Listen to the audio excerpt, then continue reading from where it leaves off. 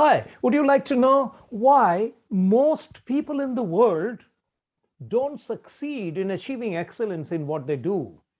And they waste a lot of time before they almost give up. I don't know about you, but I have been one of these people quite some time in my life until I heard this story.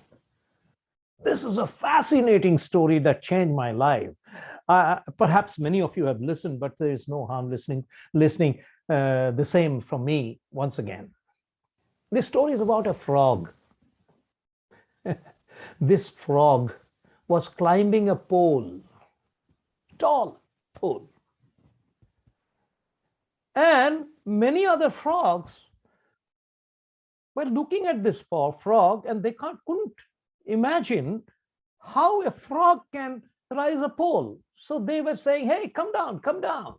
They were constantly bullying him. Hey, what a crazy one. And after a while, this frog succeeded in reaching the pole. Now, all other frogs were surprised. It's metaphorical when later on they the frog came down and they asked, "Hey, how did you do it?" The frog was looking blank because the other frogs found that the frog that climbed the pole was deaf in its ears. Now, guess what?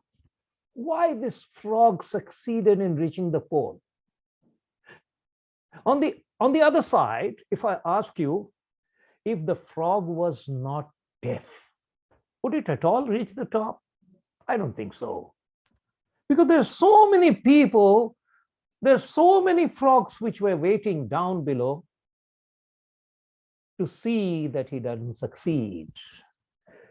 It is their concept, it's their past opinions that ruled their head and by which none of them attempted to climb the pole. The one that climbed the top was deaf. So that one did not have any past conditioning, belief pattern, suggestions, analysis, criticisms, and it steadily completed the work and achieved excellence. Now come back to your life. Very recently, I found out that I wasted 2 years of my life for a very small decision. This or that. I do not, it's not relevant to tell you the whole story, but this decision, whether I accept this or that, in the process, I kept on analysis, kept on, asking people. Many people came, some of them encouraged for me to go for A. Others said, no, no, A is not good. They go for B. And then I started, spending my time in listening to other people and sitting down, making notes, listening to videos about goal setting, and then sat down to make, SWOT analysis, positive, negative analysis, giving marks and degrees. On this side, I have more marks. On this side, you have less marks. In that process, I wasted my time because I was not deaf of listening to other people, because I worked on the conditioning of the society. Whenever you do something, first ask everybody, first think, analyze, right or wrong.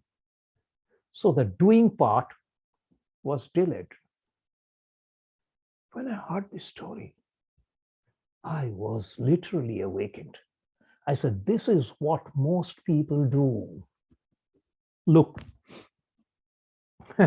one of my great mentors told this great quotation, and all our students remember this for their lifetime. He used to say, knowing is knowing and doing is doing.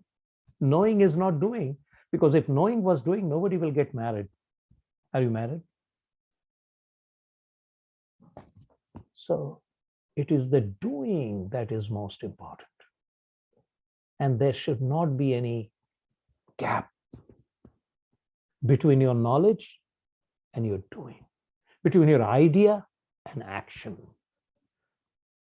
Remember this thing. Very recently, one of my very great mentors told me, Ashit, it was Jiddu Krishnamurti who said that if you have an idea and if you don't get down to implement it, the idea becomes stale and it becomes a poison, just like food.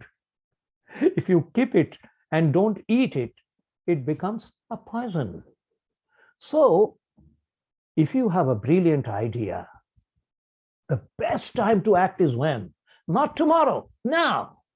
Get down to doing it. And pray that you can be deaf of hearing all other people, what they say. There are many people who will come to encourage you. There are many more people who will discourage you.